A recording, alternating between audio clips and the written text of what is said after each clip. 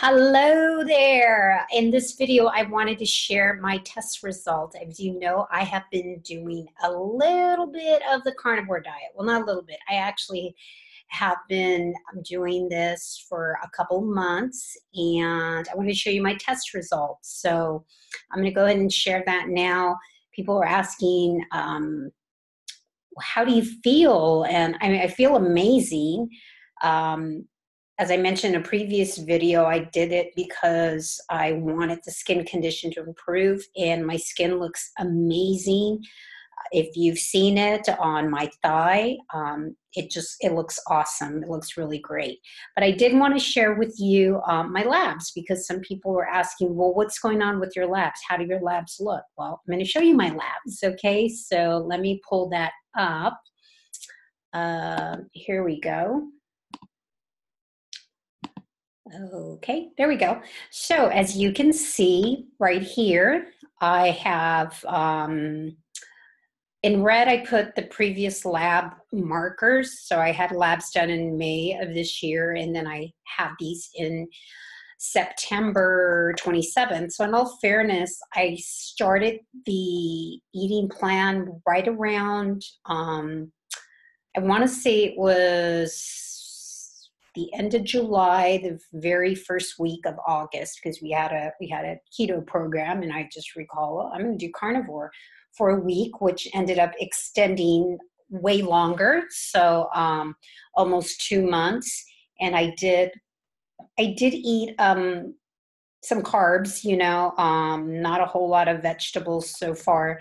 I've had maybe some cucumbers, lemon, which is more of a fruit.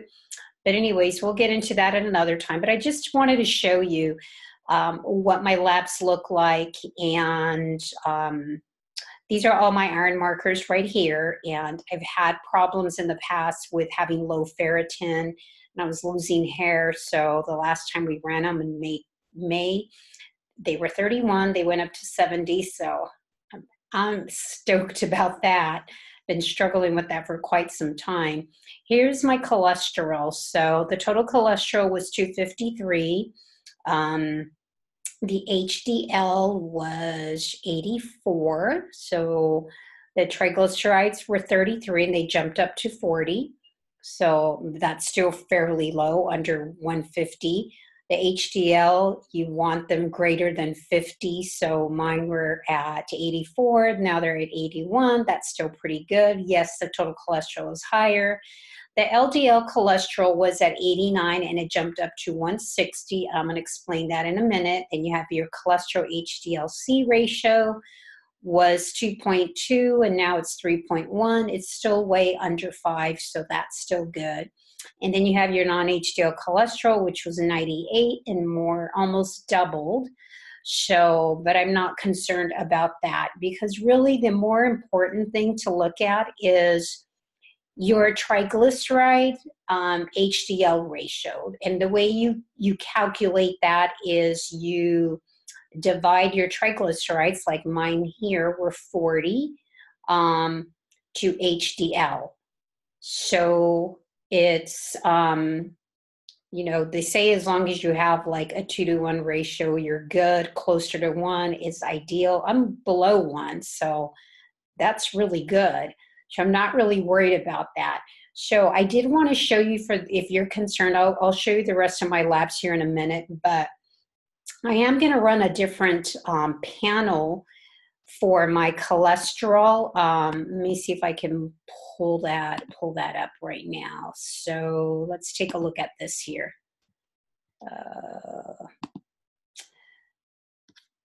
Let's see. Hopefully you can see this. Let me see. Okay, let me try that one more time. Here we go. Share. All right, so these are the other markers. You can run this panel here. It's called an NMR lipo profile.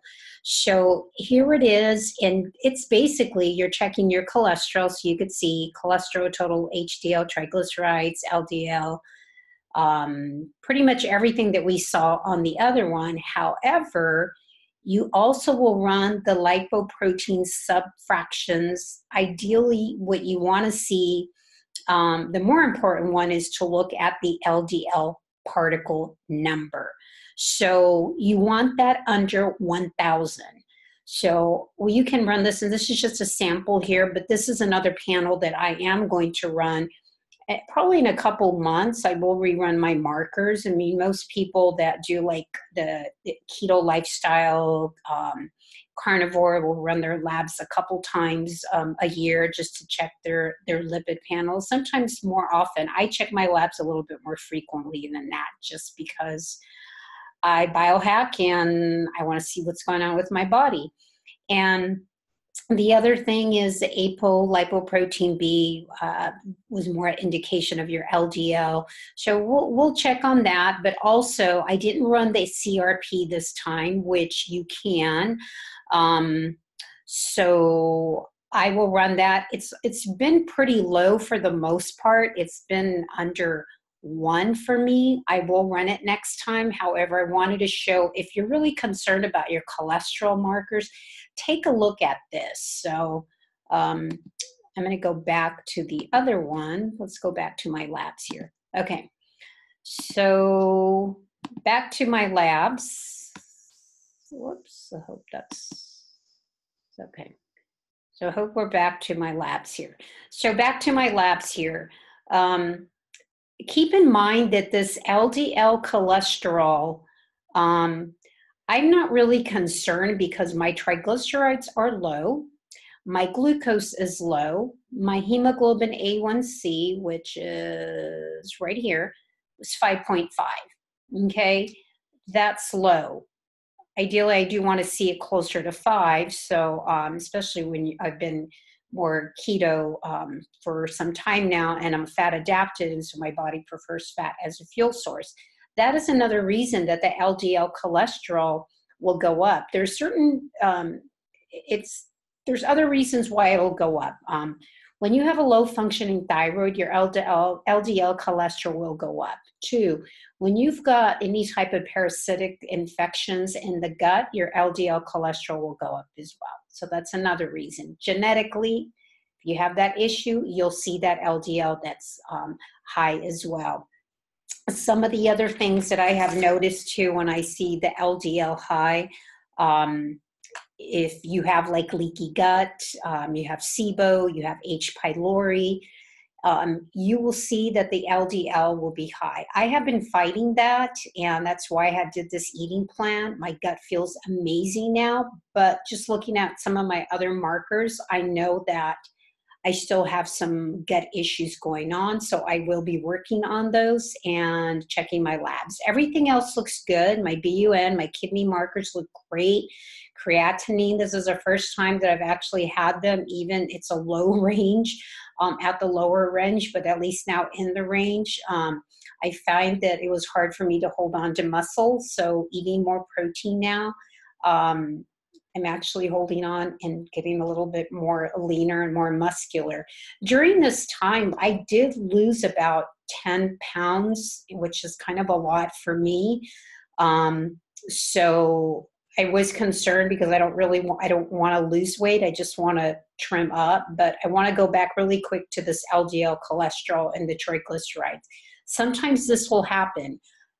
Because I've been fat adapted, it didn't happen for me. But if you happen to have your blood drawn and you're checking your lipid panel, and say you've been doing keto or maybe even paleo, and you're restricting your carbs and your triglycerides are still high, but you're losing weight. It's not a real big concern, because what's happening is as you're losing fat, the fat's got to go somewhere. So your triglycerides will go up. Your LDL cholesterol will also go up because this is an energy transport system. So it's going to go up. When you're fat adapted, like myself, I'm fat adapted. My primary fuel source is fat. The LDL will also be essentially higher because this is, you could think about it as a transport system that carries the energy, that you need that fat as energy. So that LDL will go up. So I'm not really concerned about that. Sometimes we forget that It also carries CoQ10, which you could think of CoQ10 as the spark plug, the battery of the cell. So if you're going to have more energy, you're going to have higher LDL numbers as well. So I think that's something that's not really mentioned in mainstream medicine or traditional medicine, more with functional medicine and people in the keto space, carnivore space, maybe even the paleo space about the LDL cholesterol. So the kidneys look really strong and healthy. The electrolytes look good, protein, albumin, they look great. These are the liver enzymes. They look good. Alk-Phos, that all looks good. We went over the hemoglobin A1C. The D was on the lower level, 33. Ideally, I'd like to see it closer to 75, 80, so I will be working on that. My TSH was 0.58 the last time, 0.56. I'm not hyperthyroid. This usually indicates hyper. I'm actually have been hypothyroid, but the number, which is usually secondary to something going on with the hypothalamus pituitary adrenal communication there. Because if you look at my free T4, T3, they're still kind of borderline low. I mean, they're okay. 1.1 is ideal for functional ranges. I like to see this closer to a 3.2, so it is a little bit lower. T3 total was lower, 74 to 60 L, and I think that's more from, because that does happen with when you're more fat adapted. So I'm not really worried about that. I do want to see these numbers increase. My white blood cell was 4.9, went down to 4.1, but looking at these markers, I know I've got some parasites still in my system, so I can confirm that with a GI map test, which I will be doing. So what am I going to do a little bit different now? Well, as I continue to do this, and I'm just working as an elimination eating plan, I'm not going to do it forever. It's just an elimination diet that I need to do right now. I'm not telling you to do it either.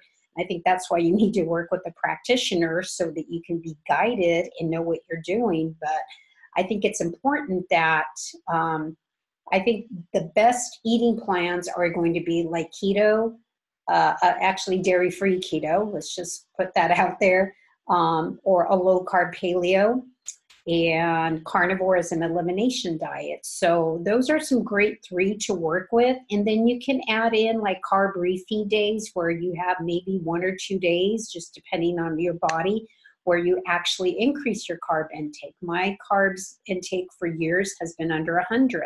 So every now and then you can have a carb refeed day, maybe have 150, 200 once a week or every other week. That's where you find what works for you. But blood testing, I believe, is important because it is the gold standard, and at least have an idea what your body's doing. It's your body's chemistry lab. It's like a bank account. You have to know what's going on. So some things that I would do really differently as I'm kind of going through this is I will be adding in some probiotics. I will make sure that I have my hydrochloric acid and enzymes. What's the other one that I'll probably go ahead and add in some vitamin D3 and some minerals. So especially my magnesium with some iodine, I do have a mix of that. And as far as food goes, definitely going to have to do more organ meats and like liver and bone broth. So other than that, I'm going to keep doing it, and I'm going to retest. I did deviate from it for like a couple days, and I checked the scale, and within I was like up 3 pounds. I'm like, wow. So, but it just came back down pretty quickly. So anyways, these are the labs wanted to show you, and I am going to do a video in the future with explaining more just all the labs, so whenever you go get a CMP, a lipid panel, you get your markers, you want to know what do they mean, why are they high, why are they low, what are the red flags, because a lot of times they don't explain that. If you work with me, if you're one of my patients, one of my practice members, I do give you a functional report which explains all the lab markers and why they're high and low when we do go over that. That's why it's so important, like I said, to work with someone that is familiar with this type of work and uses food as medicine. So that's what we do in our office. Anyways, longer than I wanted it to be. These are what the labs look like. So stay tuned for a few more in the future, and please just share our videos, share our information that we have, because we're here to educate you and make this a better and healthier place to live. Because when we have healthier people, it allows them to be the best version of themselves, contribute more to this world in a positive way. All right, we will catch you on the next video. See you later. Bye.